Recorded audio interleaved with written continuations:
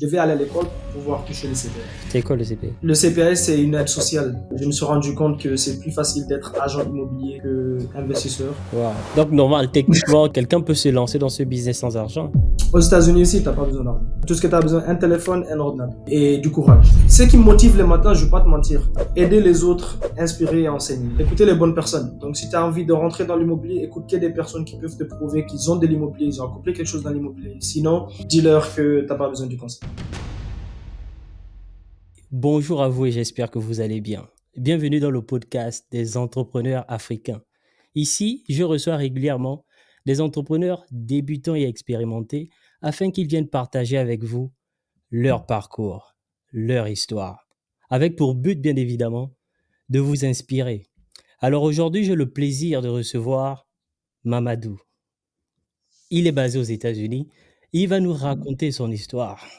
Bonjour Mamadou, comment tu vas? Bonjour, comment tu vas faire? Ça va très très bien, on se plaint pas. Ça va très bien. Super. De mon côté aussi, ça va super bien. Je suis très content que tu aies accepté mon invitation. Avec plaisir.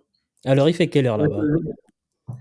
Là, il est 16h08, exactement. 16h08. 16h08, je sais qu'il est 22h là-bas, non? Ouais, il est 22h ici. Et Ah. tu es dans quelle ville? Donc, je suis à Atlanta ici, à Georgia, aux États-Unis. Wow, ça c'est super cool. Atlanta, c'est la ville des Yeah. célébrités aux États-Unis. Exactement. Célébrité, tout ce qui est culture noire, tout ça, c'est la ville. Ok. Alors, l'objectif, il est simple. On va parler aujourd'hui de toi, de ton histoire. Ok. On veut savoir ce que tu fais, d'où tu viens Mhm. et où tu en es aujourd'hui. C'est D'accord. le parcours qui nous intéresse afin d'inspirer le plus grand nombre, tu vois? D'accord. D'accord. Bah écoute, je suis d'originaire de Guinée-Conakry. Ok, mais j'ai quitté là-bas très très petit. J'ai perdu ma maman, je crois, à l'âge de entre 6 ans et 7 ans. Mhm. Et après ça, on m'a envoyé en Côte d'Ivoire. Mon père il m'a envoyé en Côte d'Ivoire pendant 2 ans, je pense que j'ai fait en Côte d'Ivoire, 2 ans ou 3 ans. Quand il y avait la guerre en Côte d'Ivoire en 2002, je pense, j'étais là-bas. Et j'ai quitté, quand la guerre a éclaté, j'ai quitté là. Je me suis retrouvé en Belgique à l'âge de peut-être entre 10 11 ans. Et c'est là-bas que j'ai grandi dans un centre réfugié. En Belgique, j'ai passé peut-être la majorité de ma vie en Belgique. J'ai grandi là-bas, été à l'école là-bas. J'ai grandi dans un centre réfugié à Bevingen, ça s'appelle Saint-Troiden-la-Ville, ça s'appelle. De 10 ans à 16 ans, j'étais dans ce centre-là. Et le reste, c'était parcours scolaire normal. C'est un peu difficile d'expliquer parce que quand tu vas dans un centre réfugié comme ça, tu t'élèves tout seul en fait. Il n'y a pas vraiment de... comment on appelle ça? Les gens qui travaillent... j'ai oublié le nom qu'ils utilisent pour appeler ces personnes-là, mais si tu vas à l'école et tu rentres Mhm. à 18h, on s'en fout, c'est que tu veux ta vie après ça. D'accord? Et c'était une ville où on parle néerlandais. On parle même pas français. Et sachant que je viens de la Côte d'Ivoire, c'était la première fois que j'entends une langue pareille, machin, donc il fallait apprendre la langue, tout ça. Mais je suis resté là et à 16 ans, je suis parti vivre tout seul. Et là, j'ai dû apprendre tout le reste, parcours normal, scolaire. J'ai fait à Liège, ça s'appelle la ville. Mhm. Euh, j'ai fait un parcours électromécanique que j'aimais pas. On a choisi pour moi. J'avais une mère adoptive qui a choisi ça pour moi. Et j'aimais pas du tout. Donc, j'ai abandonné l'école, je pense, quand je suis arrivé en sixième année, je crois. J'en avais marre de faire ces études-là. Et j'ai fait des boulots par-ci, par-là, supermarché, magasin, tout ce que livreur, tout ce que tu veux. Mhm. Mais l'expérience au centre, ça m'a permis de voir tellement de différentes cultures parce que j'ai grandi avec des gens qui venaient de Rwanda, de Congo, de Iran, tous les pays que tu peux imaginer, des enfants sans parents qui ont perdu leurs parents en guerre, tout ça, qui avaient Wow. des histoires encore pires que moi, d'accord? Donc ça m'a aidé un peu à avoir une perspective un peu différente et une mentalité très très ouverte par rapport à parce que j'ai grandi avec une multiculturelle si tu veux, de personnes. Et c'était très, très intéressant. Donc, je suis resté en Belgique toute ma vie. Rien de très, très particulier en Belgique, à part que j'en avais marre de l'école et j'ai commencé à faire des travaux par-ci, par-là. Mhm.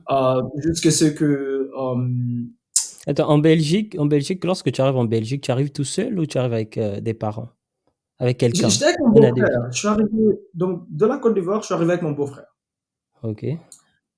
Je suis arrivé avec mon beau-frère, mais sa famille, voilà, ils m'ont demandé, écoute, tu veux aller au centre ou bien tu veux rester avec nous? Donc, à cet âge-là, j'avais pas l'âge pour choisir cela. Donc, mais pour moi, c'était, ok, si tu me demandes ça, c'est que je dois aller au centre. Je sais Ah, même pas ce ok. que ça veut dire va au centre, d'accord? Donc, après, on m'a envoyé, c'est à la gare du Nord, on t'envoie, c'est un bureau comme ça, on te dit, rentre ici, explique ton histoire.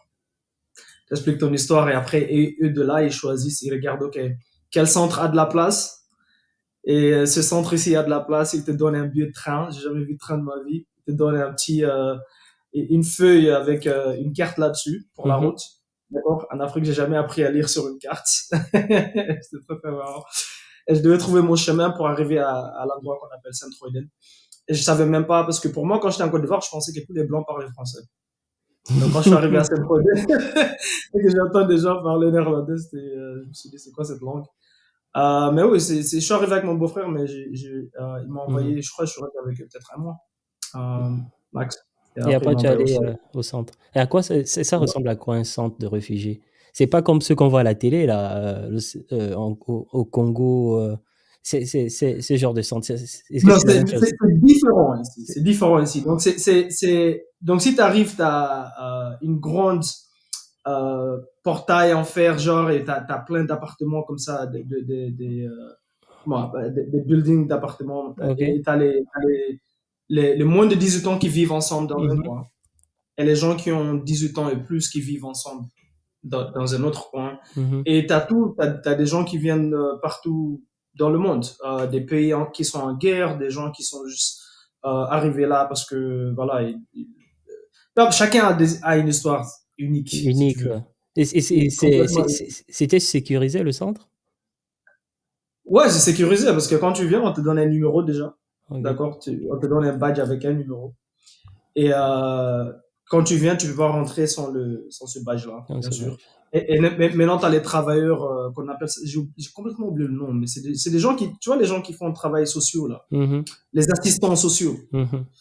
c'est tout. Donc, toute la journée, tous les jours, tu as une personne différente qui vient, qui passe la journée avec vous, peut-être qui vous envoie à l'école, euh, qui, qui s'assure que vous avez mangé. Mhm. Tu peux, si tu veux gagner un peu d'argent par semaine, tu peux nettoyer les buildings et gagner genre 5 euros à l'époque. Tu peux Ah, gagner ok, par semaine ok. en Ouais, je faisant comprends. ça. Non, parce que Ouais. souvent à la télé, on voit ce genre de centre précaire, là où les gens sont dans des tentes, ils sont. C'est pas ce genre de centre-là, quoi. Non, c'est pas ce Non. genre de central. Ok. Heureusement en Europe. Mais à l'époque, je suis arrivé. Maintenant, je sais pas parce que il y a à un moment donné, il y avait tellement de demandes qu'ils avaient même plus de place pour te dire la Mhm. vérité. Parce que je me rappelle la dernière année que j'ai passée en Belgique, c'était en 2018. Vers 2017, il y avait beaucoup de gens qui avaient transformé les gares de train Mhm. en centres réfugiés parce qu'il y avait même pas de place dans ces centres-là. C'est pour ça que je dis quand tu viens, tu demandes l'asile. Moi, quand je suis arrivé, ils regardent où il y a de la place et ils t'envoient là. D'accord? Donc, c'est Mhm. pas comme si c'est prévu ou machin. Ils regardent là, ok, s'il n'y a pas de la place, il n'y a pas de place. Mais à un moment donné, j'ai vu des gens qui dorment dans les centres, dans les gares de train et tout ça. Ok. Mais sinon, non, ça va. C'est propre. T'as où dormir, tu Mhm. partages ta chambre avec deux ou trois personnes. Ok. C'est un peu Tu comme vas un à l'école. internat. Voilà, tu vas à l'école, Mhm. tu es obligé d'aller à l'école. Tu peux choisir entre français ou néerlandais. Moi, j'ai choisi néerlandais parce que je me suis dit, OK, je suis dans un coin néerlandophone, laisse-moi aller apprendre la langue, ça me coûte rien, j'ai tout le Donc, temps. normalement, ta langue maternelle, c'est le néerlandais. Si on veut, ouais, parce que Ouais. j'ai grandi avec ça. Tu parles mieux le Mais néerlandais que le français. non, je dirais pas que je parle bien mieux néerlandais que le français. Non. Non, Je dirais la même chose. Je c'est dirais la la même même chose. chose. C'est le flamand, on Ouais, appelle, c'est le flamand, non? le flamand, ouais, Ouais, le ok. flamand, Mhm. ouais. Ouais. Wow. Donc, ouais, c'est là-bas que j'ai grandi. On m'avait donné une mère adoptive qui viennent. Donc, enfin, ce qu'ils vont faire, ils vont te donner une mère adoptive et les week-ends, Mhm. cette famille-là va venir te faire sortir un peu, comme ça tu changes les idées, tu vois, comme ça tu peux aller un peu vivre dans une Mhm. maison, avoir une expérience un peu normale qui n'est Mhm. pas dans le centre. Ah, donc, La mère, c'est euh, elle qui t'a choisi ou c'est toi qui as choisi la mère? Ça se passe comment? non, ils choisissent, c'est eux qui choisissent. Ok. Et c'est très très bizarre la manière dont ça se passe. Parce que je me rappelle de ce jour, je vais jamais oublier ce jour-là. Ils vont ramener plein de familles, Mhm. ils vont les mettre dans une pièce. Et Mhm. vous, les enfants qui avez moins de 18 ans, vous allez venir et vous allez faire un cercle comme ça. Vous allez défiler comme à la jungle, en fait. Ouais. Je dirais franchement. Et eux, ils regardent quel enfant ils trouvent mignon et machin, et ils choisissent. Ah, je veux Mhm. parler avec celui-là. Et s'ils veulent parler avec toi, on va vous amener dans une autre pièce, juste vous. Et là, vous parlez, et si vous êtes à l'aise, machin. Et du Mhm. coup, ils deviennent tes parents adoptifs, en quelque sorte. Et c'est comme ça. C'est comme ça que ça s'est passé. Waouh, waouh, très intéressant. Et du coup, Euh, tu as fait toutes tes études là-bas, en ouais, Belgique? ouais, toutes mes études, je les ai fait en Belgique. J'ai commencé au centre, bien sûr. Mhm. J'avais commencé d'abord à apprendre la langue, après j'ai fait l'informatique. Après, quand j'ai déménagé de là, je suis parti vivre à Liège, mais Liège, c'est francophone. Mhm. C'est un lieu francophone. Et du coup, eux, ils voulaient un peu que je change tous mes diplômes ou bien que je montre les papiers d'études que j'ai fait Mhm. en Côte d'Ivoire, ce que j'avais pas. Donc, qu'est-ce qu'ils ont fait? Parce qu'à l'époque là, je sais pas si le système c'est toujours la même chose, mais tu devais aller à l'école pour pouvoir toucher le CPS.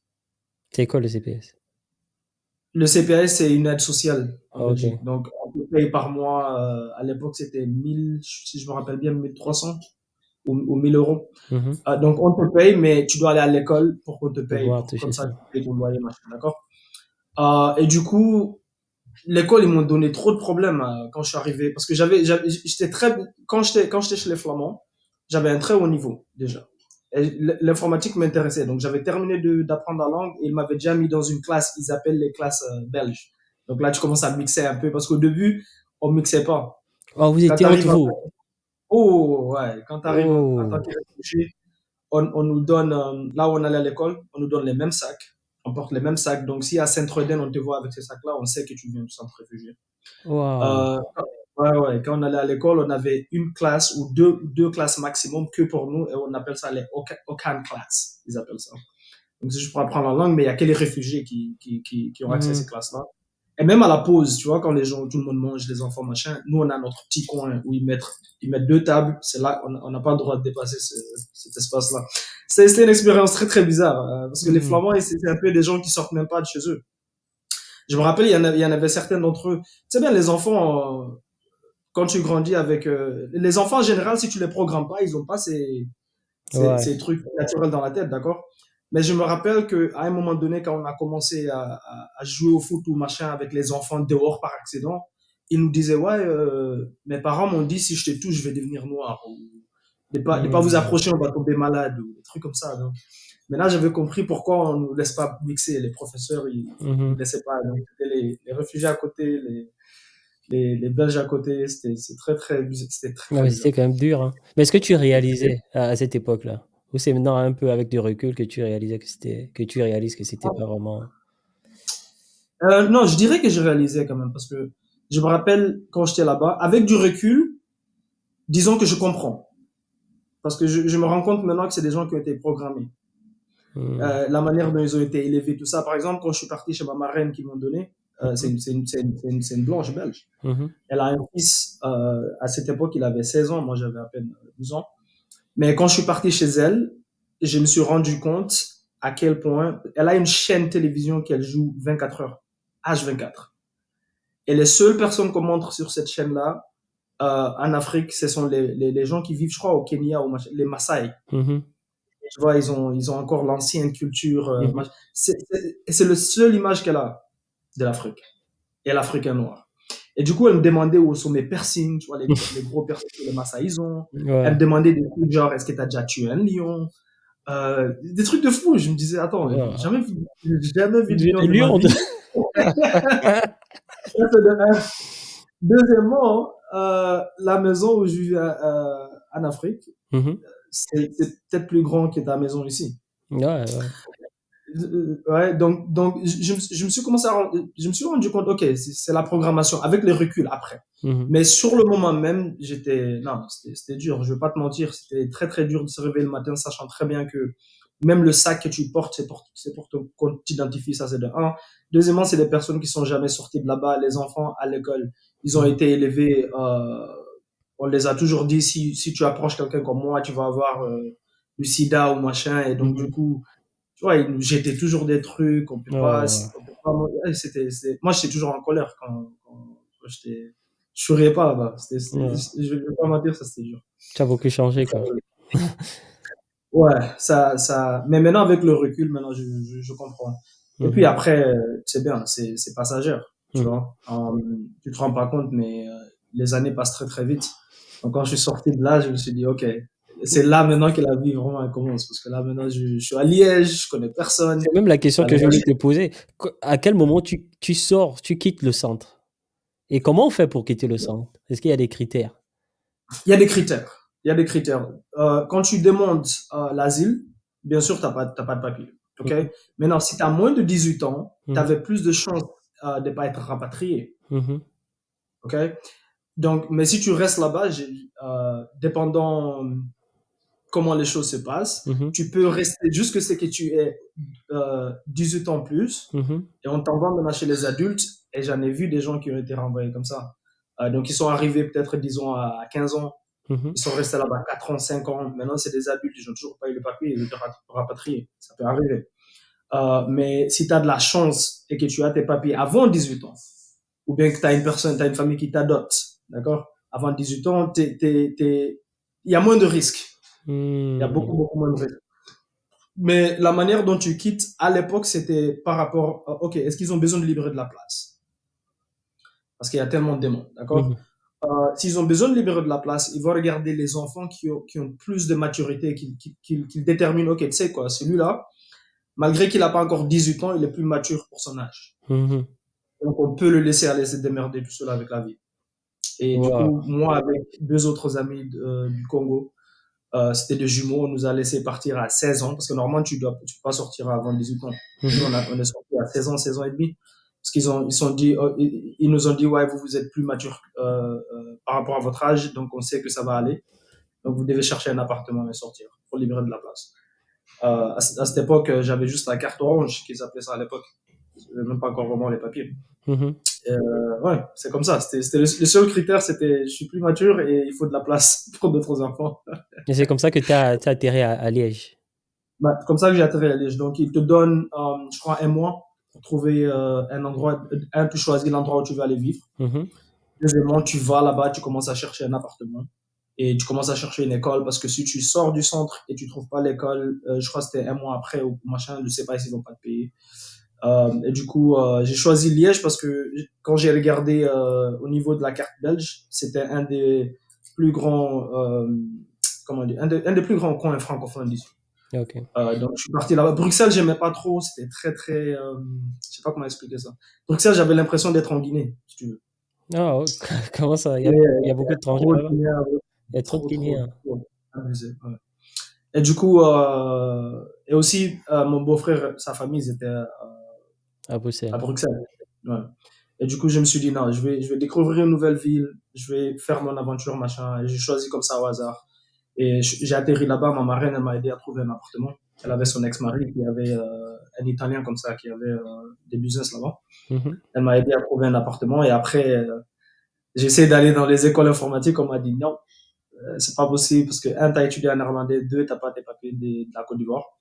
Et du coup, ils ont choisi pour moi. Ce que tu dois Ils ont choisi étudier. pour moi. Ouais, ouais. Il y a une école là qu'on appelle l'école Saint-Laurent.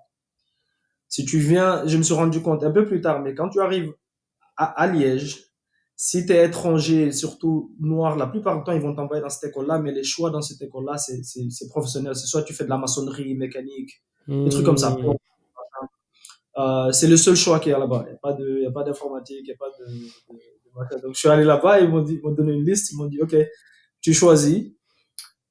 Et la seule chose qui me parlait, c'était la mécanique. Parce que je me rappelle quand j'étais en Côte d'Ivoire, mon beau-frère, il avait un garage. Mhm. Et quand j'étais en Côte d'Ivoire, j'ai changé les pneus des taxis du quartier pour acheter mes livres scolaires. Donc, je me Mhm. rappelle un peu de la mécanique. Donc, je me suis dit, OK, je vais choisir ça. C'est le seul nom que je connais. Franchement, c'est comme ça que j'ai choisi mon option. Mon option. Wow. Donc, du coup, yeah, c'était, T'es oh resté man. combien de temps là-bas alors? À Liège, Mhm. je suis resté jusque, parce que, peut-être 5 ans. Parce que je suis resté tous mes années secondaires, je pense que j'étais à Liège. Et J'ai déménagé à Liège quand la vie était devenue très, très dure. toujours pas mes papiers. J'en avais marre d'étudier, c'est quelque chose que j'aime pas. Mhm. Et ce qu'ils m'ont pas dit aussi, c'est que quand tu choisis l'école professionnelle en Belgique, tu es obligé d'aller jusqu'à la septième année pour pouvoir changer d'option. Parce que quand ils m'ont Mhm. fait choisir ça, je me suis dit, tu sais quoi, pas grave. Comme j'ai besoin du CPS, je vais faire ça pendant un an. En attendant, je vais chercher Ouais. l'option informatique. Et je suis parti dans plein d'écoles.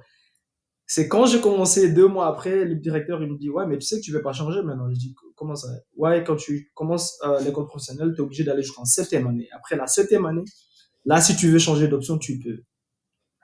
Je dis c'est pas Wow. possible. C'est un truc de ouf. Et du coup, tu étais Et du coup condamné à ouais, rester dans cette école. j'étais condamné à rester dans cette école, frère. J'étais condamné à étudier des trucs que j'aimais pas du tout.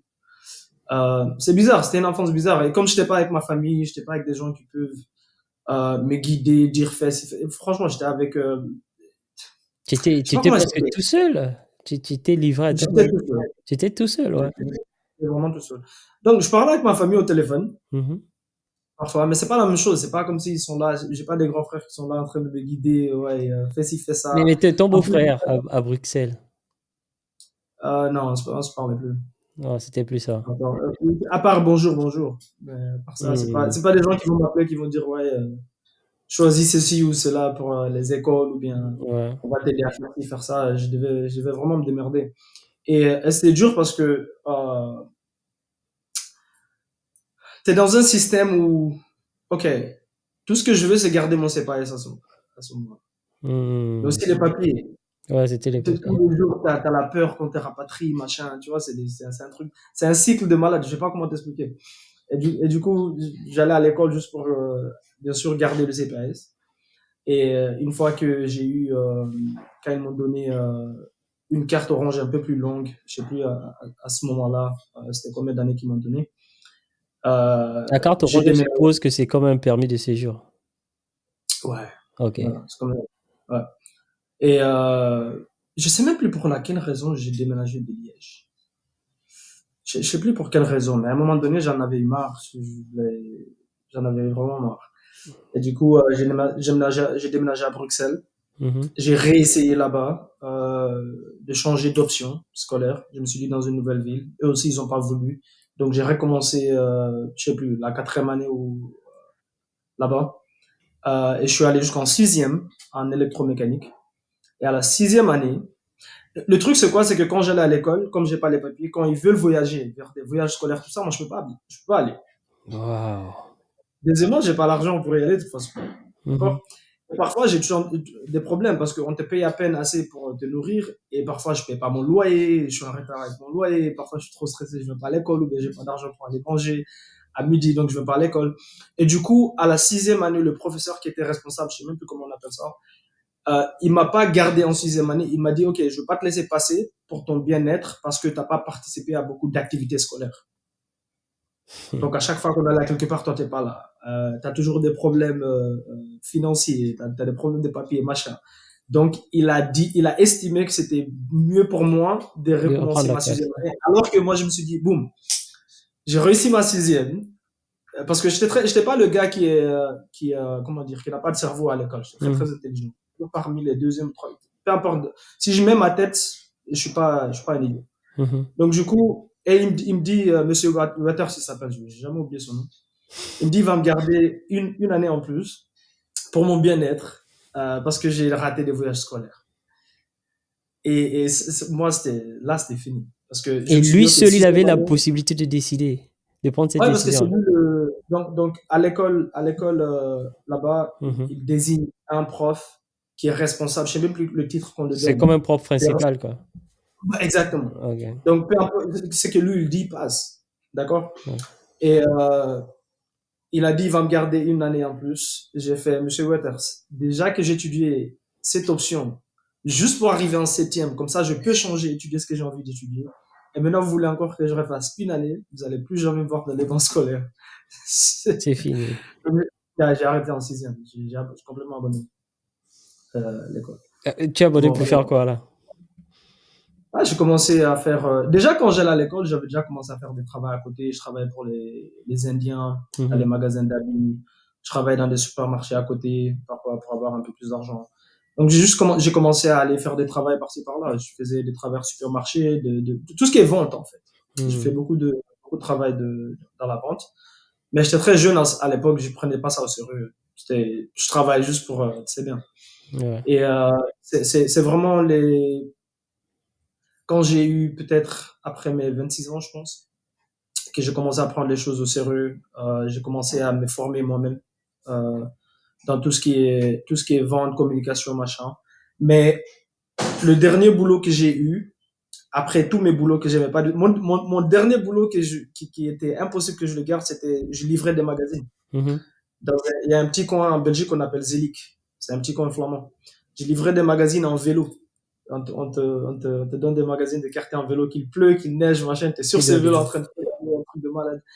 Et je me suis dit, OK, j'en avais marre de cette vie-là. Et j'ai décidé de postuler pour la SNCB, les chemins de fer belges. Mhm.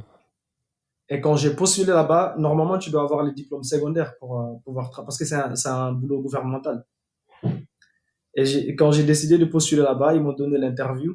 Et quand je suis arrivé, c'est pour ça que je suis très très content d'avoir eu l'expérience avec le centre parce que c'est là-bas que j'ai appris toutes les langues, néerlandais, français, anglais, tout ça, ok. Mhm.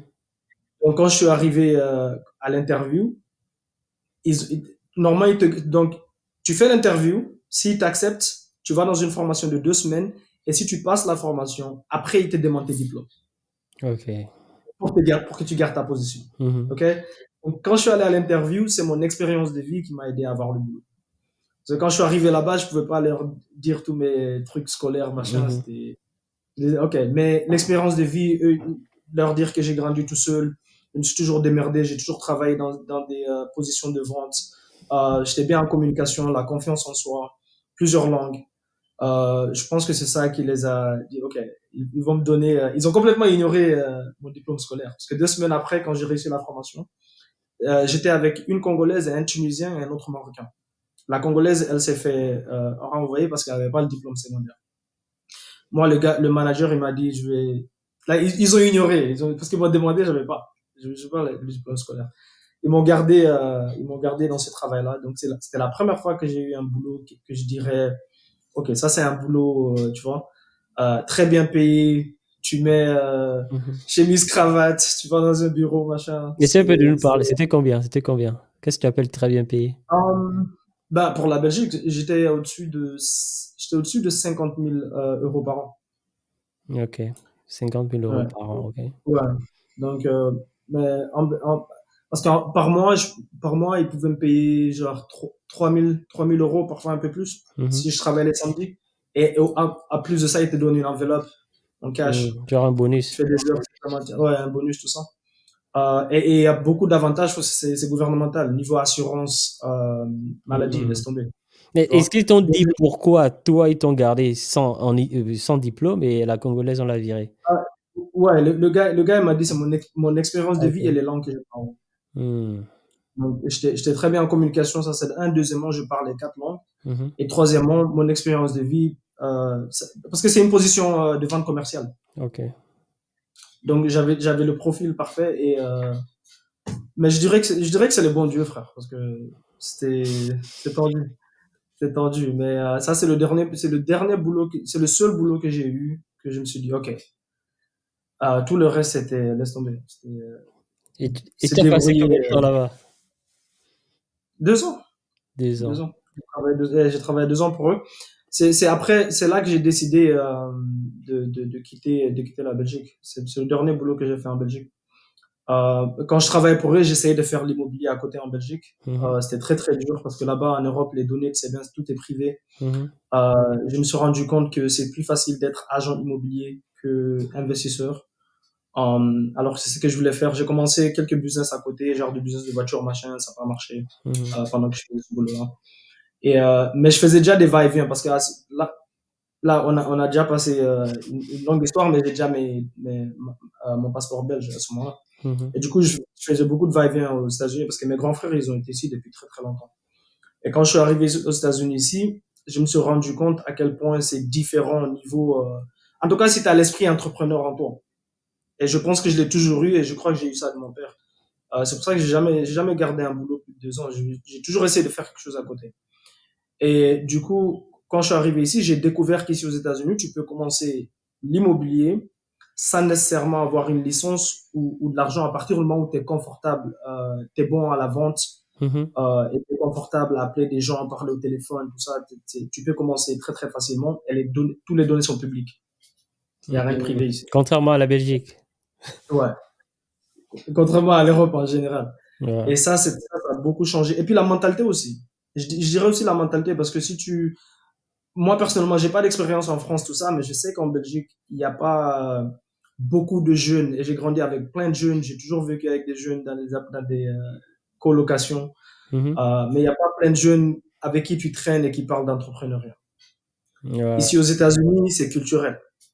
Tu peux trouver des jeunes très, très 20 ans, 22 ans, 25 ans, et ils parlent d'entreprise, ils ont déjà des entreprises, où ils veulent créer quelque chose. C'est une mentalité normale à avoir. C'est pas un truc. Et ça m'a beaucoup attiré pour moi personnellement Mhm. aux États-Unis.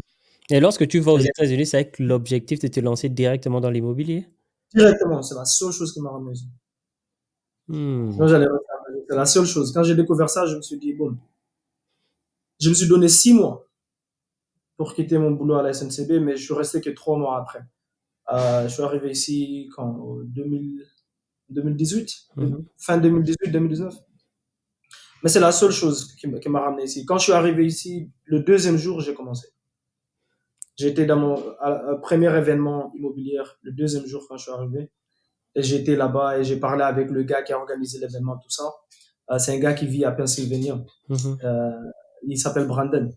Et il m'a expliqué exactement comment ça se passe, les compétences que je dois commencer. Moi, ce qui m'a aidé, je parlais déjà anglais quand je suis arrivé ici. Mhm. J'ai appris l'anglais au centre réfugié. Donc, je devais pas passer une année à apprendre la langue. Apprendre Ça, l'anglais, c'était ouais. déjà. Et du coup, il m'a dit, écoute, si tu te concentres à apprendre ce qu'on appelle, je sais même pas si c'est le bon mot en français. Très, très longtemps que je vais parler français. Mais si tu te concentres à apprendre la vente au téléphone, si tu te concentres à apprendre à négocier Mhm. au téléphone, c'est tout ce que tu as à faire ici. Parce que les données, je peux m'asseoir sur mon ordinateur ici. Ici aux États-Unis, c'est bizarre. Disons que si tu vivais ici et que je vais chez toi, je peux prendre une application dans mon téléphone et voir toutes tes données, quand tu as acheté ta maison, combien tu as acheté ta maison. Si je paye moins d'1 dollar, ils vont me donner ton numéro et je peux t'appeler là et te demander si tu as envie de vendre. Je peux voir si tu es en détresse financière. Je peux voir si c'est un truc de malade. Je sais pas comment t'expliquer. Wow. Donc tu peux cibler, tu peux facilement cibler les. Facilement. Très, très facilement. Et du coup, j'ai découvert, quand j'ai, c'est bizarre parce que quand j'ai découvert ça, j'étais en Belgique. J'étais au travail. À ce moment-là, j'avais un business à côté où on faisait, tu sais ce qu'on appelle du wrapping des voitures. Non. Les peintures avec les papiers en vinyle. Ouais, je vois, je vois. Ok, je faisais ça. J'avais un business avec un ami à Bruxelles. Mhm. Je cherchais un entrepôt pour louer parce qu'on avait besoin d'un truc plus grand. Mhm. Et c'est là que j'ai vu une vidéo sur l'immobilier aux États-Unis. Il parlait d'un concept qu'on appelle le wholesaling. Ça s'appelle ici aux États-Unis. Et le wholesaling, c'est ça le truc. C'est que tu cibles des gens qui ont des problèmes. Que ça soit financier, quelqu'un est mort, ils ont hérité la maison, mais ils n'ont pas l'argent pour garder, tout ça. Mais les données sont publiques. C'est pas privé ici. Ah, Ou c'est bien quelqu'un incroyable qui n'a ça. pas payé, qui n'a Wow. pas payé disons qu'ils ont une dette à la banque, ils n'ont pas payé, ça fait 6 mois. Eh ben, leurs données, la banque ici aux États-Unis, ils sont obligés de publier ça sur les journaux. Ils sont obligés de publier ça en ligne. Et ça, c'est incroyable. Est-ce que les gens savent ça? Est-ce que c'est une information connue du grand public? Ouais, ouais, c'est très, très connu du grand public ici. Et Hmm. du coup, tu peux appeler ces gens-là et dire, hey, est-ce que t'es intéressé à vendre ta maison? Et les maisons lapidées, par exemple. Tu peux passer à côté, ils ont une application ici aux États-Unis, tu télécharges, je touche seulement, tu télécharges la maison. L'information, tu vas sur un site ici qu'ils appellent truepeoplesearch.com, tu Mhm. trouves le numéro de la personne vite fait, tu l'appelles. Parce qu'ici aux États-Unis, tu te rends compte, partout où tu vas, tu dois remplir des formulaires. Que tu achètes un téléphone ou que tu prends une carte, machin. Donc tout ça, toutes ces données-là, ils les vendent. C'est pour Hmm. ça que ton numéro est public, le numéro de ta femme est public, le numéro de tes enfants, tout est public. Donc c'est facile de vous trouver. Et du coup, si tu appelles une personne et tu négocies à un prix réduit, tu peux vendre juste le contrat. Tout ce que toi tu fais, c'est négocier la maison sur contrat et tu vends le contrat. C'est ça qu'ils appellent wholesaling. Et Toi, essaie un peu d'expliquer cette partie-là. Ok, Euh, je vais t'expliquer. Donc, mhm, disons par exemple que j'ai trouvé une maison lapidée où la personne est en détresse financière. mhm, Donc, disons que la maison elle t'appartient par exemple. Je t'appelle, je dis, hey, est-ce que tu veux vendre ta maison à 123 Main Street? L'adresse, ok? Et moi, je sais que cette maison-là, une fois qu'elle est renouvelée, elle peut être vendue sur le marché à 300 000 dollars par exemple. mhm, Ok? Mais quand je t'appelle, je négocie avec toi, je dis, OK, je vais t'acheter ta maison à 120 000 dollars ou 150 000 dollars. OK? mhm, Je négocie ça parce que ta maison, sûrement, elle a besoin d'être renouvelée. Peut-être elle t'appartient depuis très longtemps. Peut-être tu as vraiment besoin du cash parce que tu es en détresse financière. Peu mhm. importe. Mais je te négocie en un prix réduit. Et disons que tu dis, OK, tu sais quoi? Si tu sais clôturer en 30 jours et tu payes cash, je vais faire les 120 000 dollars. D'accord? Je vais te mettre sur contrat. Donc, moi et toi, on va aller sur contrat. OK? Et une fois que j'étais sur contrat, je peux prendre ce contrat-là, mais ça me donne un droit, on appelle ça ici aux États-Unis equitable interest. Ça me donne un droit sur la maison pendant les 30 jours. Si je te mets sur contrat légalement, j'ai droit sur cette maison pendant 30 jours. Donc, Je tu peux peux vendre soit la la maison. Hmm? Donc, tu peux vendre la maison. Exactement. Je peux soit acheter la maison ou bien la vendre à quelqu'un d'autre ou bien la publier dans tous les sites que je veux pour, mais j'ai un droit équitable, yeah, equitable interest, Mhm, sur la maison pendant 30 jours parce que c'est ça notre contrat. mhm, OK? Et maintenant, ce que je vais faire, je vais prendre ce contrat-là, je vais aller trouver une autre personne qu'on appelle ici aux États-Unis un cash buyer. Un cash buyer, c'est une personne qui, eux, ils trouvent des maisons, et tout ce qu'ils font de leur vie, c'est renouveler des maisons, les revendre mhm, pour nourrir leur famille. Tout ce qu'ils font. Mais devine qu'est-ce qu'ils n'ont pas le temps de faire. Ils n'ont pas le temps de trouver les maisons. Ils ont mhm. l'argent, mais ils n'ont pas le temps de trouver les maisons. Ils sont très occupés à manager, À rénover les surveiller leur maisons. maison, exactement.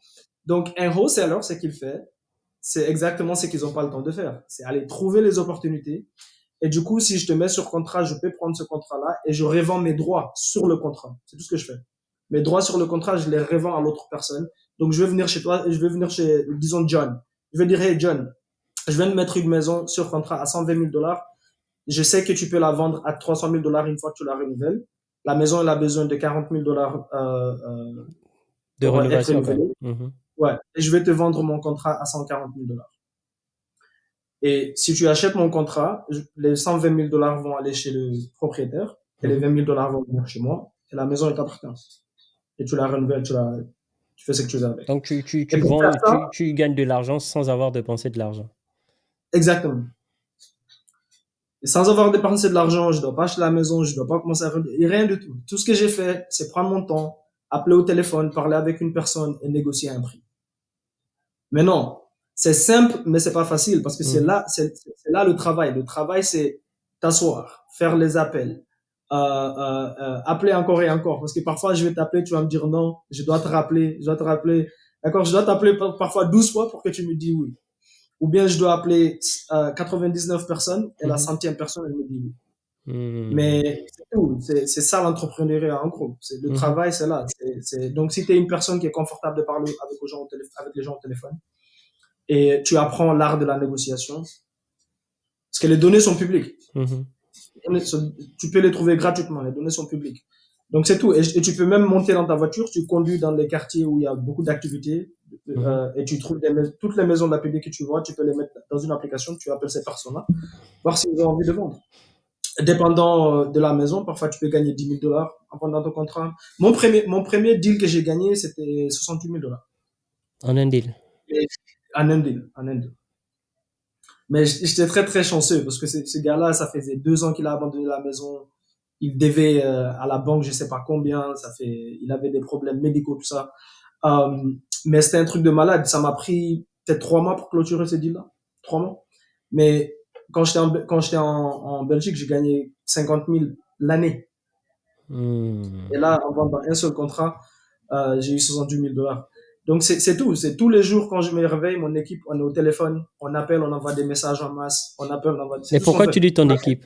Tu es une entreprise? J'ai une équipe, ouais, j'ai une équipe. Oh, C'est-à-dire que tu as eu le j'ai une temps équipe. de créer, de former une entreprise, de seller. Ouais, c'est un truc. Tu sais, je sais pas si ça existe. T'es en Allemagne, c'est ça, hein? Mhm. Je suis sûr que ça existe, mais les call centers en Allemagne, ça Ouais, oui, existe, ça non? existe. Oui. Ici, il y a beaucoup de gens qui font ça ici. Les gens qui travaillent pour eux sont aux Philippines. Donc, Hmm. les gens qui appellent pour moi au téléphone, ils sont aux Philippines. Ils appellent leur temps à eux là-bas, 21h du soir, Mhm. jusque vers 6h, 7h du matin dès chez eux. Et ça, c'est 9h chez moi ici, Mhm. jusque 21h ici. Ils sont au téléphone en train d'appeler. Je les paye 4 dollars par heure. Ok. Bah alors, moi, ce que je veux que tu fasses, c'est que essaie un peu de nous expliquer, de nous raconter étape par étape comment tu as fait pour t'installer, pour développer ton entreprise lorsque tu es arrivé aux États-Unis. Tu as commencé par faire quoi? Tu t'es formé d'abord, tu es allé dans des conférences. Comment tu as rencontré la personne dont tu as parlé au début? Cette Mhm. personne-là, tu l'as rencontrée Mhm. comment? Dans une conférence. Il avait une conférence en Pennsylvanie. Euh, ils appellent ça ici. Il y a une application ici aux États-Unis qu'on appelle l'application Mira, qu'on appelle ça. Mhm. Donc, si tu arrives ici, si tu regardes, tu peux voir tous les événements qui se passent dans le lieu où tu vis. Mhm. Peu importe, si tu es intéressé par la musique, si tu es intéressé par l'immobilier, peu importe. Donc, j'ai vu un événement qui arrive à Pennsylvanie Mhm. à ce moment-là. Ça s'appelle Seven Valleys. Donc, il faisait un événement sur le wholesaling. Et toi, tu vis où? À Atlanta, tu as dit? Là, maintenant, je vis à Atlanta. Ah, Je suis ok. arrivé à Atlanta il n'y a même pas un an. Là, à ce Ok. moment-là, j'ai vécu à Pillé et j'ai vécu à Maryland. Non, je me suis dit que tu avais voyagé juste pour l'événement. Ouais. Ouais. J'ai voyagé ici aux États-Unis juste pour l'immobilier. Mhm. OK? Mais quand je suis arrivé, je me suis dit, la première des choses, naturellement, c'est d'aller dans un événement immobilier et rencontrer des gens qui le font. En fait, la Parce que tout question, ce que, c'est est-ce que l'événement était dans la ville où tu vivais? ouais. Ah, ok. Parce que quand j'ai atterri ici, j'étais en Pennsylvanie d'abord. Ok. Là, je comprends mieux. Donc, je suis allé sur cette application-là, j'ai trouvé un événement qui se passait, c'était un samedi. Mhm. Et je suis allé là-bas et j'ai parlé avec le gars et il était en train d'expliquer le concept. Ok. Donc, et puisque c'était un événement, j'avais l'occasion de poser plein de questions. Et franchement, il était très très gentil parce que comme il a vu à quel point j'avais faim, je pense. Il a dit ok, cela et je l'ai un peu expliqué mon parcours qu'on vient de parler. Mhm. Je pense que ça l'a beaucoup touché. Il m'a pris, lui il vivait à 4 heures de là où moi je vivais. J'étais chez un grand frère à moi qui vit en Pennsylvanie, il vit encore là-bas. Mhm. Il m'a pris, il m'a montré. Like, c'est une chose de découvrir quelque chose en ligne, c'est autre chose de le voir en vrai et voir la réalité. Parce que jusque ce que tu fasses ton premier deal, c'est pas encore réel. C'est juste une chose que tu as vue Mhm. en ligne. C'est peut-être réel, peut-être pas, tu sais pas. Mhm. Mais une fois que tu as un chèque, là maintenant ça devient C'est réel. Ou réel. bien une fois que tu vois une personne qui te montre, non, non, non, regarde, regarde. J'ai le contrat, je l'ai vendu, regarde combien je l'ai vendu, regarde. Ça, c'est un contrat fait par un avocat. Mhm. Donc, lui m'a pris, il m'a montré ça. Il m'a pris, à l'événement, il m'a donné le numéro. Je pense que c'était juste pour être gentil. Il pensait pas qu'on allait commencer à l'appeler. Moi, tous les jours, je l'appelais. Et toutes les étapes qu'il m'a données à l'événement de faire, j'ai commencé à les faire le lendemain. Il m'a dit, écoute, ce que tu vas faire, tu vas te réveiller le matin, tu vas prendre ta voiture et tu vas aller conduire et trouver, ça s'appelle Driving for Dollars. Tu conduis tous les jours et tu vas trouver 50 maisons qui sont lapidées. Tu vas les mettre dans cette application ici et tu vas appeler ces personnes-là. Et tu vas leur demander s'ils ont envie de vendre. C'est tout ce que tu vas faire. Et c'est exactement ce que j'ai commencé à faire le lendemain. Mhm. Je suis allé, j'ai trouvé les coins qui sont les plus actifs là-bas à Pennsylvanie, à côté de chez moi. Mhm. Je commençais à conduire. Donc tous les jours, je l'appelais, je dis écoute, j'ai eu les 50 maisons. J'ai appelé, il y a une personne qui est intéressée. Est-ce que tu peux m'aider à parler au téléphone? Donc lui, il m'aidait au téléphone, on parlait à trois. Lui, moi et le propriétaire. Et Mhm. c'est comme ça que j'ai commencé un peu à apprendre. Ah, tu dis ça, tu dis ça, tu dis ça, machin, machin. Anyway, je pense que 7 jours après, il m'a invité, il m'a dit, écoute, viens, je vais te montrer quelque chose. Quand je suis arrivé chez lui, il m'a montré les maisons qu'il faisait, parce que lui, à ce moment-là, il était très, très avancé déjà. Il faisait ça depuis des années. Donc, il avait une très grosse entreprise, il avait son bureau, il avait ses employés qui travaillent pour lui. Mhm. Et quand j'arrivais là-bas, il a fait un deal live devant moi là-bas. Donc ça a rendu le truc réel dans ma tête. J'ai fait, waouh, c'est vraiment réel en fait. Tu peux vraiment trouver une maison ici, la mettre sur contrat et vendre le contrat. C'était fini. J'ai eu mon premier contrat 3 mois après, euh, qui m'a montré ça. Est-ce que c'était payant? Quand il m'a pris, Ouais. non, il m'a pas payé. Il m'a pas payé. Il m'a pas Waouh. fait payer. Du tout. Gratuitement. Bon, le gars là, Ouais. c'est un ange Mais alors. il a dit que j'ai pris de l'action. Hmm. Il m'a dit, c'est rare que tu dis à une personne fais quelque chose et ils le font. Et maintenant, je me rends compte, il a raison. Parce que maintenant, j'ai des étudiants. J'ai des gens qui j'apprenne ça, j'ai des écoles. Quand je suis arrivé ici à Atlanta, j'ai déménagé ici, j'ai fait ce qu'on appelle un workshop. Je sais pas comment on Mhm. appelle ça en français. C'était Ouais. gratuit. Tu pouvais venir, je vais te montrer comment ça se passe, tout ça. Mais les gens, il y a des gens qui sont vraiment ils ont une maladie de consommer l'information juste pour consommer de l'information. Sans passer à l'action. Sans passer à l'action, jamais. Oh, je veux faire du e-commerce. OK?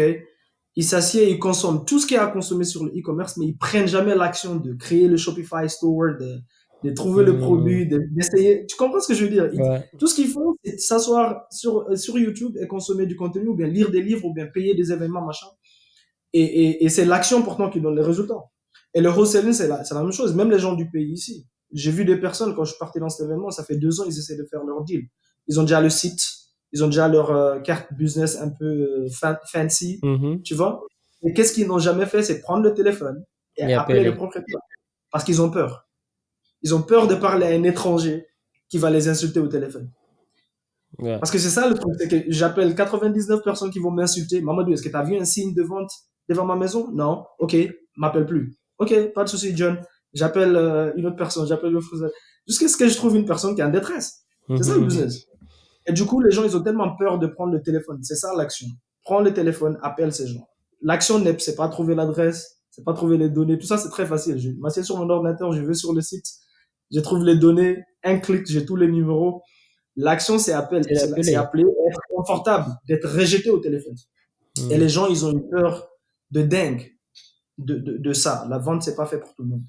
Et du coup, il était très, très impressionné. Il a fait, ah, toi, tous les jours, tu m'appelles, tu as un rendez-vous avec quelqu'un. Je fais, oui, tu m'as dit, tu m'as dit, appelle, j'appelle. Tu vois, et j'avais faim. À ce moment-là, je venais de sortir d'un divorce. Ma fille, maintenant qui a 5 ans, elle allait être née bientôt. Je viens d'abandonner mon boulot en Belgique. J'avais pas le temps à perdre. Tu me dis fais A, je fais A. Surtout si Hmm. je sais que c'est déjà une personne qui fait ce que je fais, qui sait que j'ai envie de faire. Hmm. Tu vois? Si j'étais dans une salle de boxe maintenant, j'ai envie de devenir boxeur. Mhm. Et Mike Tyson, il vient dedans. Et il me dit, écoute, tous les jours, je veux que tu fasses ça 1000 fois. Il va venir demain, il va me trouver en train de faire ça 1000 fois. C'est Mike Tyson. Tu comprends ce que je veux dire? Ça, ça, ça, ça montre ta détermination. Tu étais vraiment Mais, déterminé. mais ouais, c'est pas. Malheureusement, la plupart des personnes, je me rends compte que c'est pas le cas. Et au Ils ont début, envie. mhm, vas-y. Non, ils ont envie, mais la peur, tu vois, la peur Hmm. les retient. Euh, comment dire ça? La mentalité aussi, la manière dont tu penses. Parce que tu dois changer la manière dont tu penses parfois. Tous ces trucs-là, c'est mental. Mais ta mentalité, là, cette envie de réussir, là, ça sort d'où? Ça te vient d'où? Est-ce que c'est parce que c'est à cause de ton histoire? Franchement, je pense que c'est pour ça que je dis certains trucs sûrement viennent de mon père et certaines choses de mon parcours. Hmm. Je dirais parce que malgré que j'ai pas grandi à côté de mon père, c'est mon super héros. Je l'ai vu, j'ai jamais vu mon père travailler. C'était un entrepreneur de sang et toute sa vie, il faisait de l'immobilier mais en Guinée. On n'appelle Hmm. pas ça. C'est pas, mais je l'ai jamais vu. Si mon père il a besoin de quelque chose, il va vendre un terrain, il va faire ses affaires. Et c'était un gars qui, toute sa vie, il était toujours occupé avec des choses, à aider sa communauté, en fait. Il est Ouais. toujours dans des, je comprends. Donc, je pense que ça vient de là, mais aussi mon parcours. Mon parcours, il m'a forcé un peu Ouais. à, tu vois, essayer plusieurs trucs, ne pas avoir peur, parce que qui va venir te sauver? Ouais. Ouais. Tu es livré à toi-même. Donc, Tu es le maître de je ton pense que destin. c'est pour ça que je suis très, très reconnaissant. Maintenant, je me rends compte que parfois, la vie, Dieu te donne un parcours. C'est pas forcément pour que tu traverses seulement des choses qui sont dures, mais c'est pour Te forger te aussi. préparer pour des choses un peu plus grandes. Parce que si j'avais pas cette expérience, je pense pas que j'aurais cette mentalité que j'ai aujourd'hui. Tu comprends ce que je veux Hmm. dire? Donc, Ouais, je comprends, je c'est comprends. Alors, maintenant, au début, tu as commencé tout seul, c'est ça? Tu étais tout seul j'étais tout seul. à appeler Pendant les... 2 ans, j'étais tout seul. Pendant 2 ans, tu étais tout Ouais. seul. Et à quel moment tu as décidé d'élargir ton entreprise? C'est quand je me suis rendu compte que maintenant, j'ai beaucoup trop on appelle ça leads, j'ai beaucoup trop de données à gérer. Hmm. Donc, c'est moi qui appelle les propriétaires. C'est moi qui va au rendez-vous en personne. c'est moi qui appelle les avocats, c'est moi qui fais les contrats, c'est moi qui fais les tâches administratives. Mhm. Donc j'ai au moins 5, 6, 7 casquettes sur ma tête. Et c'est dur de créer un... Parce que à ce moment-là, c'est un travail, c'est pas un business. Ouais. Si tu dois être présent sur tout, c'est un travail, c'est pas un business. Et du coup, j'ai été forcé OK, parce que quand j'ai eu mon premier deal, maintenant, j'ai commencé à comprendre le système, comment ça marche. Mhm. Et du coup, tous les mois, j'avais au moins un ou deux ou trois deals. Tous les mois. D'accord? Et du coup, tu commences à être un peu submergé par des tâches. Mhm. Et tu dois commencer maintenant à déléguer. Et c'est là que j'ai appris qu'en fait, tu peux engager des personnes aux Philippines pour 4 dollars par heure Mhm. et ils vont être au téléphone pour toi toute la journée. Comme ça, pendant qu'eux, ils sont au téléphone, toi, tu peux aller dans des événements, rencontrer plus de Mhm. personnes, tu peux créer des connexions ou bien tu peux apprendre d'autres stratégies, par exemple, la finance créative, par exemple. D'accord? Mais tu peux pas faire ça si tu es obligé Ouais. d'être 12 heures de temps au téléphone. Et du coup, la première des choses que j'ai fait d'abord, c'est engager des personnes aux Philippines pour moi me retirer du téléphone. Au moins pas 16 heures du temps. Mhm. Comme ça, eux, ils appellent d'abord. Donc, quand eux, ils appellent, si tu dis, ouais, je suis intéressé, je vais vendre la maison, là, maintenant, ils mettent ça sur mon calendrier et moi, je t'appelle pour les négociations. Mhm. Et ça a libéré beaucoup de temps. Ça, c'est la première des choses que j'ai fait. Mais ça m'a forcé. Je dirais que les résultats m'ont forcé. Je me suis rendu compte que là, j'ai besoin d'aide. Là. J'ai besoin Mhm. j'ai besoin ce qu'on appelle une assistante qui m'aide avec les tâches administratives, par exemple. Répondre aux emails, être sûr que la date de la clôture est respectée, coordonner avec les acheteurs pour aller voir la maison, tu vois. Et l'assistante, Donc, elle est aux États-Unis ou aux Philippines? au début, c'était aux Philippines. Ah, donc tu gérais tout à J'ai distance. ça virtuellement. Ouais, parce que c'est juste des emails, la Ouais. plupart du temps. Une fois que j'ai le contrat et que j'envoie le contrat chez l'avocat, Mhm. à ce moment-là, jusqu'à ce qu'on clôture le deal, c'est Mhm. beaucoup plus d'emails. Mais même s'ils doivent appeler, ils peuvent appeler de la Philippine, parce qu'ils ont des numéros américains. Il y a un Mhm. système ici qu'on paye, je crois, 99 dollars par mois. Et c'est ça, c'est cette application-là que moi j'achète et je leur donne l'accès. Mhm. Et ils travaillent dans cette application-là toute la journée et ils ont des numéros américains. Et la Philippine, leur économie, elle tourne sur Les euh, call centers. les call centers, frère. Ouais. Et surtout Avant, aux c'était États-Unis. l'Inde. Maintenant, c'est les Philippines. Exactement. Exactement. Ouais. Ouais. Mais entre-temps, est-ce que Ouais. tu t'es formé? Sur quoi? Mais sur tout ce dont on te parler, comment build un call center, comment contacter les gens aux Philippines. Ouais. Tu Ouais. parles, tu parles de closer les deals avec les clients, les avocats, etc. Tu as eu une formation de temps? Donc, après mon troisième deal, j'ai investi sur un coach. Ok. Après mon troisième deal. Mais ça, c'était pour apprendre plus, pour apprendre, organiser mes systèmes. Deuxièmement, apprendre la finance créative, qu'ils appellent ça ici aux États-Unis. C'est parce que il n'y a pas que, parfois, je trouvais des propriétaires où c'est impossible d'acheter leur maison cash à cause de tous les dettes qu'ils ont sur les maisons, tous les problèmes qu'ils ont, et puis les maisons ont besoin de beaucoup de rénovation. Parce que si tu veux acheter une maison cash ici, tu dois l'acheter à un prix très, très réduit. Donc, je vais donner un exemple. Aux États-Unis, ici, Mhm. la règle, c'est si la maison, elle vaut 300 000 dollars, Mhm. je peux pas l'acheter, si je dois la renouveler, je peux pas l'acheter plus de 75% de sa valeur, maximum. Mhm. OK? Donc, les propriétaires qui avaient des problèmes, mais qu'on pouvait pas acheter cash parce que leur dette dépassait les 75%, j'avais pas de solution pour eux. Mhm. Et du coup, j'ai appris après que, oh, il y a la finance créative ici. Tu peux leur aider en faisant la finance créative et je savais pas ce que c'est. Donc, j'ai investi 10 000 dollars sur un coach pour apprendre ça. Et ça a changé, Ça a changé tout, ça quoi. a changé ma vie, ça a augmenté mon business. C'est un investissement qui a Difficile, payé. très, très, très, très. Même moi, quand j'ai investi ça, j'ai prié, je me suis dit, oh mon Dieu, j'espère que c'est pas une arnaque.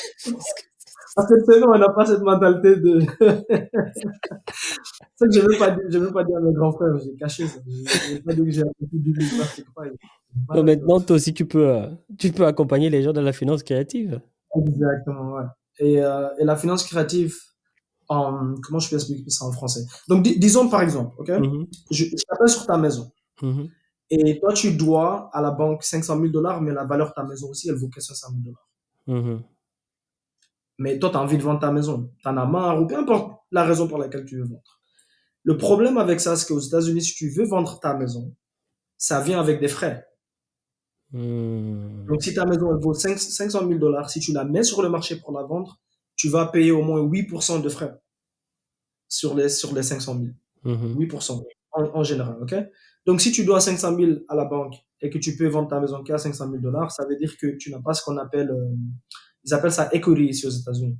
Ça veut dire que t'as pas entre la dette et la valeur de ta maison, il n'y a rien qui va aller dans ta Mhm. poche.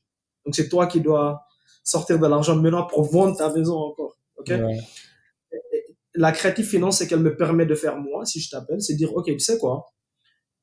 La dette que tu as déjà prise, parce que pour prendre une dette ici aux États-Unis, tu dois aller montrer, bien sûr, ton salaire, tu dois aller sur, c'est tout un processus. Tu dois montrer ce qu'on appelle ton crédit ici aux États-Unis, c'est un truc de ouf. C'est tout un autre système. Et toi, tu as déjà fait ça, tu as déjà eu la dette, ok? Et la dette, elle a ton nom, bien sûr. C'est que tu vas faire, tu vas laisser la dette à ton nom. Moi, je ne vais pas aller commencer à prendre une nouvelle dette. Tu vas laisser la dette à ton nom. Et tout ce que je vais faire, moi, c'est que je vais prendre la responsabilité de payer le mensuel. C'est tout. Mhm. Donc, la dette reste à ton nom, moi, je paye juste le mensuel. Et ce que ça fait, c'est que maintenant, je dois pas aller trouver, je dois pas ramener 500 000 cash pour acheter ta maison. J'ai pas besoin de 500 000 cash. Mhm. Non seulement ça, j'ai pas besoin d'aller à la banque pour prendre une nouvelle dette. Parce que tu vas laisser la dette à ton nom. Et moi, je fais juste les paiements et on transfère le titre. Donc, la maison, elle m'appartient. Dépendant de la situation, il y a des propriétaires où on a fait ça, on leur donne 5 000 dollars, par exemple. Disons que tu dis, tu sais comment, je veux faire ça parce que je veux plus la maison de toute façon. Moi, je dois déménager dans un autre état ou peu importe. Ben, je vais te donner 5 000 dollars pour que tu déménages au moins. D'accord? Et je continue, disons que tes paiements mensuels, c'est 1500 ou 2000 dollars. Je continue à payer ça. Et on transfère les titres et la maison, elle m'appartient à partir de ce jour-là. Tout ce qui reste à ton nom, c'est ta dette. Ça s'appelle ici aux États-Unis acheter une maison en utilisant, on appelle ça subject to. Ça s'appelle subject to. OK?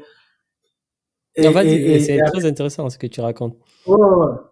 Et du coup, avec ça, moi, je peux prendre maintenant cette maison-là et la faire louer. Donc, disons, par exemple, ton mensuel, c'est 1500 et je me rends compte que je peux faire louer cette maison à 1900 dollars. Je m'en fous que la maison, tu dois 500 000 et que tu peux la vendre qu'à 500 000. Pourquoi? Parce que je suis un investisseur. Je n'ai pas envie de vendre la maison là maintenant. Mhm. Un investisseur crée ses richesses en gardant des maisons, pas en vendant des maisons. Mhm. Donc, quand tu gardes les maisons pendant 7 ans, 10 ans, 30 ans, peu importe, parce que ça augmente en valeur. Donc, les investisseurs en général dans l'immobilier, c'est quand tu gardes l'immobilier pendant très très longtemps, c'est comme ça que tu accumules des richesses. Des Ok? richesses, ouais. Et tout ce qui m'intéresse, moi, c'est le mensuel. Est-ce que je peux me faire de l'argent mensuellement? Est-ce que si je mets un locataire dans cette maison ici, que ce soit sur Airbnb ou locataire normal, est-ce que je peux me faire 500 dollars sur cette maison ou 700 dollars ou 10 000 dollars, peu importe. Donc, si ça marche pour moi, je m'en fous de combien tu dois à la banque à partir du moment où tu laisses la dette sur ton nom. Et c'est une transaction légale ici, ça s'appelle Subject to, qu'ils font ici depuis les années 70, je pense. Hmm. Ça vient d'Angleterre, c'est un système qui vient d'Angleterre qu'ils ont implémenté ici. Mhm. Ok, mais la plupart des gens ne connaissent pas cette stratégie parce que, bien sûr, tu dois être dans le monde d'investissement Ouais, pour faire pourquoi? ça. Ok. Et du coup, c'est pour ça que j'ai investi cet argent-là, c'est pour apprendre cette stratégie-là. Aussi, il y a donc ça, c'est s'il y a une dette. Mhm. Ça, c'est subject. Ok. Mais aussi, il y a ce qu'on appelle seller finance, la finance du vendeur, je pense, si Mhm. on traduit ça. Ça, c'est si tu veux acheter ma maison et j'ai pas de dette là-dessus. Donc, disons que la maison, elle est dans ma famille, ça fait 30 ans. On a déjà tout payé, on doit rien à personne. Donc, ça veut dire que les 300 000 m'appartiennent parce que j'ai pas de dette. Mhm. Et moi, je veux vendre je veux vendre ma maison, mais j'ai pas envie de payer les 8% de frais sur le Les frais marché. sur, ouais. Exactement.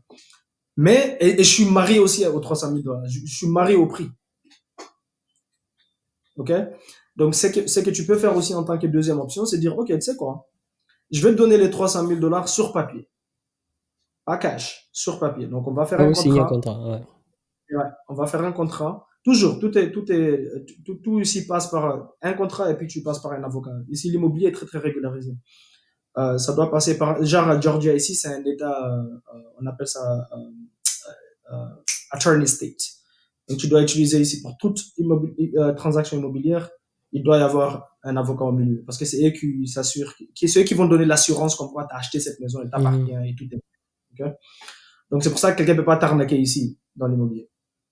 Euh, donc, la deuxième option, c'est je te dis, OK, je vais t'acheter ça à 300 000 dollars sur papier, puisque tu es marié au prix seulement, mais tu n'as pas besoin de l'argent tout de suite.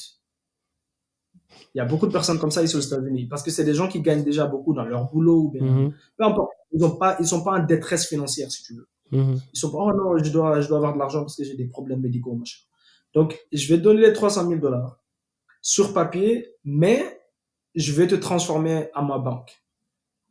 Tu vas me financer les 300 000 dollars et je vais te donner 10 000 dollars en avance et tu vas me financer les 290 000 dollars en tant que la banque de, disons, c'est John.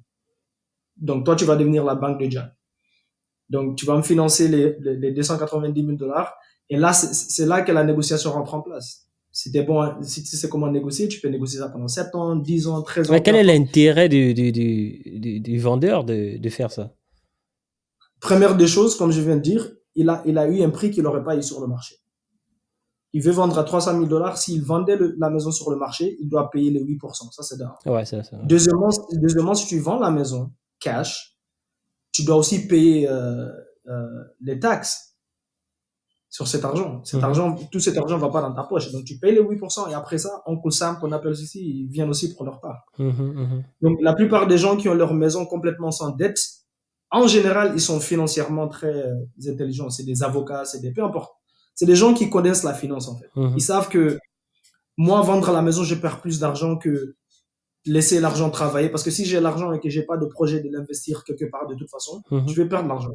Même si je la mets à la banque. Mhm. Donc, ils comprennent ça. Donc, c'est ça leur avantage. C'est qu'ils ont leur prix net. Ils doivent pas payer les 8% parce que c'est entre nous. Il n'y a pas Mhm. d'agents commerciaux. D'agents commerciaux. Deuxièmement, ils vont pas payer les taxes qu'ils allaient payer s'ils allaient vendre ça cash. D'accord? Et troisièmement, leur argent travaille pour eux. Parce que s'ils laissent les 290 000, moi, je leur paye tous les mois. Maintenant, c'est eux la banque. Donc, ils peuvent me dicter leurs règles.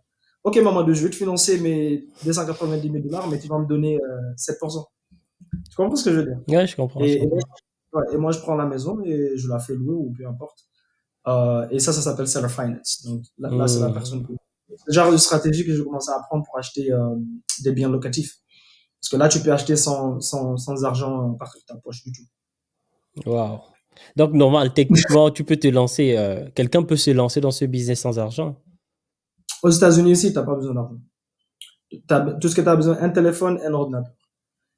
Et du courage. Si tu es une personne qui est confortable à parler au téléphone, je te promets, je sais pas comment t'expliquer, mais c'est une peur de. Les gens, ils ont vraiment, vraiment peur de ça. Je sais pas pourquoi. Parler à des étrangers qui. Si je te parle et que tu m'insultes, tu connais même pas mon adresse. Qu'est-ce que tu vas Mhm. faire? Ce que tu vas me dire, c'est Mamadou m'appelle plus jamais. C'est tout. Mhm. Et c'est un business de chiffres, je dirais. Je sais pas si c'est un bon français, mais si, je sais que si j'appelle 99 personnes, je te promets que je vais trouver un contrat entre ces 99 personnes. Donc, si je peux prendre mon temps, appeler 99 personnes et avoir 99 qui me disent non, garanti sur le centième, je vais avoir un contrat. En somme, avec ta stratégie là, tu dois avoir beaucoup de contrats alors, puisque tu es outsource. Là, maintenant, je peux te dire qu'avec l'avocat, pour l'instant, on a peut-être 7 deals sur, on appelle ça escrow, chez l'avocat. Wow. En ce moment là où je suis assis ici, j'ai 7 deals qui vont clôturer peut-être la semaine prochaine. Wow. Donc, tu peux te faire combien par mois avec ce business? Si tu es quelqu'un de sérieux, minimum, au moins 20 000. Si tu es quelqu'un de Au sérieux. moins 20 000. Ça, Au moins c'est 20 le 000. minimum, quoi. Quand il y Au a... moins, yeah, au moins. Si tu n'as que 2 contrats, disons Hmm. t'es tout seul, tu as peut-être juste une personne aux Philippines qui appelle pour toi, donc tu as toute une petite équipe, tu envoies pas beaucoup, tu appelles pas de personnes de malades, Mhm. tu devrais avoir 2 contrats par mois. Ok. Et 2 contrats en général, Mhm. peu importe l'état où tu es ici, en général, un contrat, le minimum que tu vas te faire, c'est 10 000 dollars.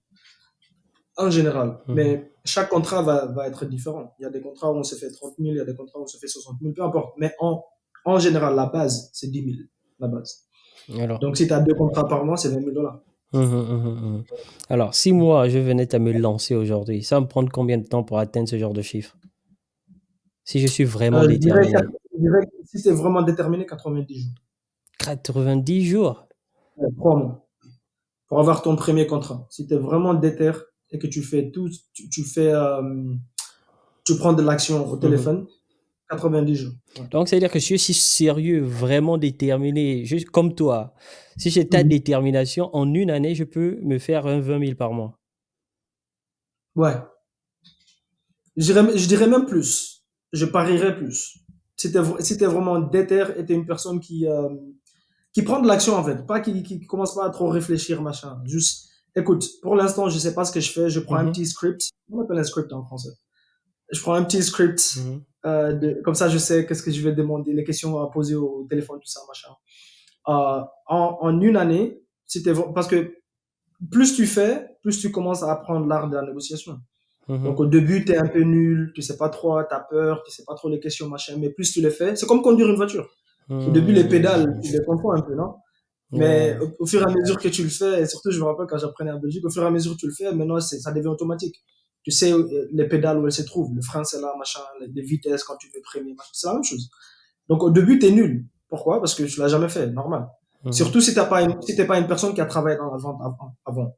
Quand je Mhm. dis la vente, je parle de la vente proactive parce que ça, c'est le truc que l'Europe, il n'y a pas beaucoup. La vente proactive. Parce que même moi, la vente que je faisais en Europe, c'était pas de la vente proactive. Quand je dis la vente proactive, ça veut dire que quand je travaille à la SNCB, les gens, ils viennent chez moi pour acheter des billets de train. Donc, c'est pas comme si je dois les convaincre de quoi que ce soit. Je dois juste leur expliquer, leur donner les prix, Mhm. leur expliquer quel train est-ce qu'ils vont prendre, quelle voie. Peut-être parfois donner des conseils. Hey, si tu prends ce train ici et que tu t'arrêtes à Amsterdam et que tu fais ci, machin, tu vas voir cette zone ici, elle est très très belle. Mais il n'y a pas de négociation. Donc, j'ai pas appris la négociation là-bas. La communication, oui, mais pas la négociation. C'est deux choses très très différentes. Et la négociation, tu as Ici, tu appris ça vois, dans le tas. Oh. ici, j'ai appris en faisant le wholesaling ici. Je Mhm. savais pas du tout. Donc, ça m'a pris, pour être vraiment bon, ça m'a pris 12 mois. Like, je parle de la négociation pour être vraiment bon. Parce qu'au début, tout ce que je faisais, moi, personnellement, tu te rappelles le gars que je t'ai dit au début, Brandon? Mhm. Tout ce que je faisais, c'est que moi, j'appelle, OK, OK, j'appelle, j'ai juste appris, OK, comment est-ce que tu détermines qu'une personne a de la motivation? Comment tu détermines ça? C'est leur niveau de détresse. À quelle rapidité est-ce qu'ils veulent vendre leur maison? S'il te dit les prochains 30 jours, c'est que sûrement il y a quelque chose. Si quelqu'un se réveille pas juste le matin et dit je vais vendre ma maison. Parce que vendre sa maison, ça veut dire déménager, changer de l'école s'ils ont des enfants, machin. Donc, il doit avoir quelque chose. Donc, s'ils ont de la motivation, la maison peut-être elle est en détresse, peu importe. Ils veulent vendre dans les prochains 30 jours. Ça, c'est un profil parfait. Tout ce que moi je faisais une fois que j'ai leur profil, donc je pose les bonnes questions pour avoir leur profil, j'appelle Brandon. Brandon, j'ai une personne qui est intéressée, aide-moi au téléphone. Parce que lui, c'est déjà négocié. Mhm. Et ce que je faisais pour mes 3 premiers deals, j'ai partagé avec lui. On faisait 50%, 50%. Donc, les premiers 68 000 dollars que j'ai eu, on a fait 50%. Deuxième, j'avais eu 19 500, on a fait 50%. Troisième, mais là, j'ai commencé à apprendre parce que 3 contrats, je l'ai écouté au téléphone, j'ai vu ce qu'il demandait, comment est-ce qu'il négocie, comment est-ce qu'il allait en ligne, trouver les chiffres, machin. Donc, troisième comme ça, j'étais prêt à le faire moi-même. Parce que Wow. là maintenant, j'ai une répétition.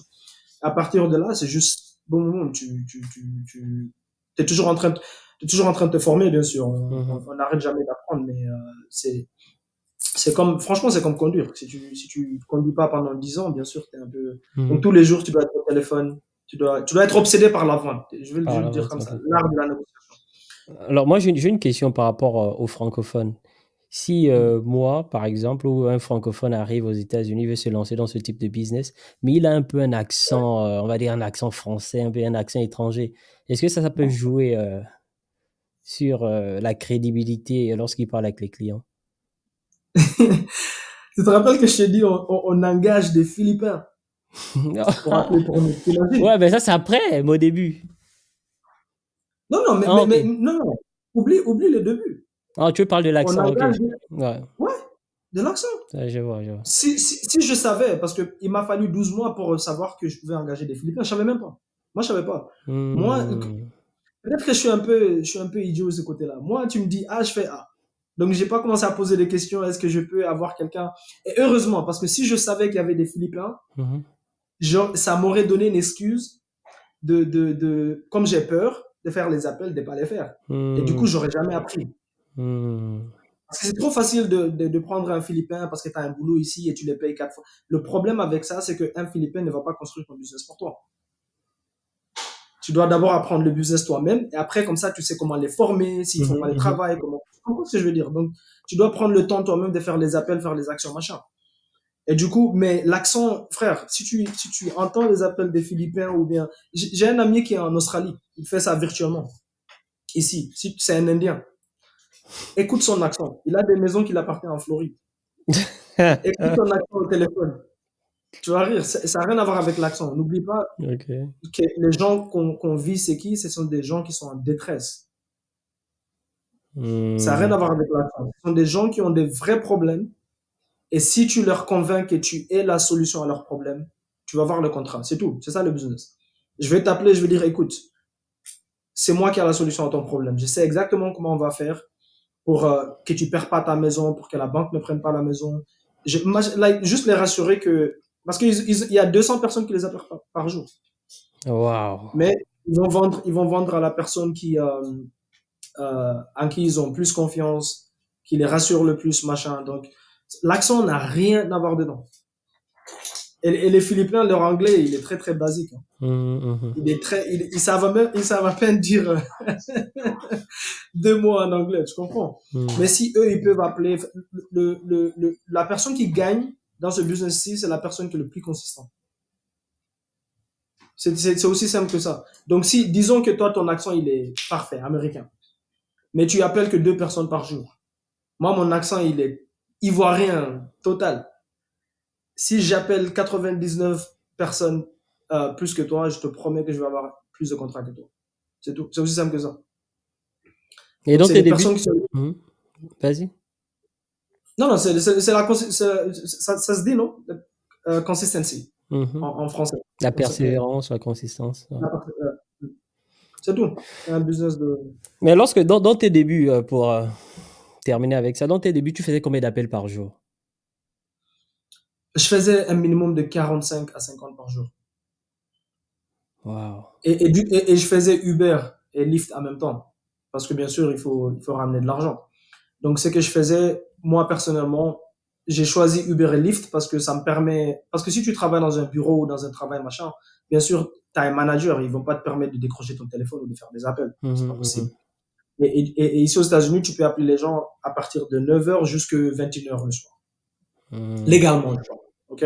Parce qu'on appelle ça cold calling. Donc, je suis en train d'appeler des étrangers qui me connaissent pas. Donc, il y a Ouais. des règles. Et du coup, je me suis dit, OK, si je fais Uber et Lyft, je contrôle mon temps, en quelque sorte. Parce que je peux éteindre mon application quand je veux. J'ai pas de manager, machin. Ça, c'est un. Deuxièmement, je ramène de l'argent et je conduis aussi partout. Donc, je vois des maisons. Hmm. D'accord? Troisièmement, je peux aller à l'aéroport. Et quand tu fais Uber et Lyft, quand tu vas à l'aéroport, tu dois faire une file. Mhm. Tu dois faire une file. Et donc, parfois, tu es là 1 heure jusqu'à ce que tu attends ton tour. Donc, moi, j'appelais dans la voiture. Donc, pendant les Wow. 1 heure que j'attends, là, je suis en train de faire mes appels de toutes les Super maisons que j'ai eues le stratégique. jour d'avant, ou bien peu importe. Donc, je faisais mes appels là. Tous mes premiers deals sont venus quand je faisais Uber et Lyft. Dans ma voiture, j'appelle. J'utilisais Google Voice number, un numéro Google Voice Mhm. gratuit. Comme ça, tu n'utilises pas ton numéro personnel. Et j'appelais, c'est tout. J'avais une liste parfois de 100 personnes, parfois j'avais une liste de 150 personnes, dépendant. Et c'est tout, frère. Je m'assieds dans ma voiture, boum, boum, boum, boum, je fais mes appels. Et après, je continue avec mes clients. Et maintenant, tu es satisfait de ton boulot, là, de ton business jusqu'à présent? Très, frère. Très, Très très. satisfait. C'est même pas par rapport Oublie l'immobilier. Mhm. C'est ce que tu deviens après. Parce que franchement, quand tu, je me suis rendu compte que non seulement je suis pas dans le business de l'immobilier, je fais de l'immobilier, mais je suis pas dans le business de l'immobilier. Je suis dans un business où je dois résoudre des problèmes pour des personnes. Like quand je dis des vrais problèmes, tu as des gens, ils ont des vrais problèmes. Tu dois les aider. Tu dois vraiment aimer aider autrui pour faire ce Mhm. business. Parce que si c'est que l'argent qui t'intéresse, si quelqu'un commence à te dire, ouais, j'ai pas payé ma dette pendant 2 ans parce que j'ai perdu mon père ou ma fille ou machin, tu t'en fous. Et les gens, ils sentent ça. Mais non, tu dois vraiment, il y a des personnes, parfois, on les aide à trouver un nouvel appartement. Il y a des personnes, il y a des vieilles personnes parfois qui n'ont pas eu d'enfants, ils vivent tout seuls dans des maisons et maintenant ils doivent vendre, ils ont plus on doit les aider à trouver comment maintenant est-ce qu'ils vont se nourrir.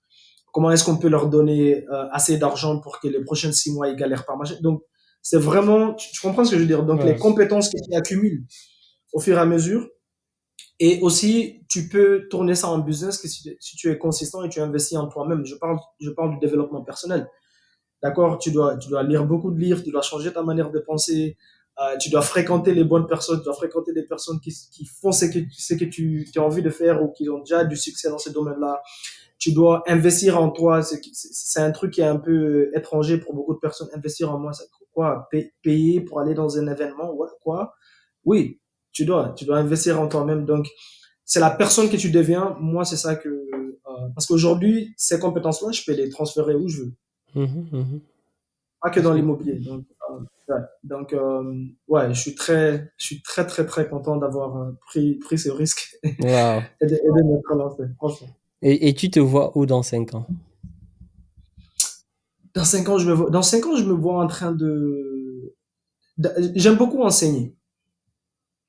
Donc, dans 5 ans, je me vois, ce qui me motive le matin, je ne vais pas te mentir, c'est aider les autres, inspirer et enseigner. Like, si j'apprends un truc aujourd'hui, je dois trouver une personne pour l'apprendre. Je suis comme ça. Non seulement ça m'aide à retenir l'information, donc dans 5 ans, je pense que je me vois avoir une grande école en ligne. J'aimerais bien. Mhm, J'aime beaucoup voyager, donc ça serait intéressant comment dire, de faire ça aussi autre part, pas que mhm, ici. Ça m'intéresse d'investir en Afrique, tout ça. mhm. Mais je me vois plus dans le monde euh, enseigner en ligne, Ok. franchement. Alors, en ce moment, est-ce que tu as des accompagnements que tu proposes ou est-ce que tu as des Pour des personnes coachings qui... pour des personnes qui veulent se Euh, lancer comme toi? donc, pour les personnes qui veulent se lancer, franchement, ils peuvent aller sur ma chaîne YouTube anglophone. Mhm, J'ai une grande chaîne anglophone.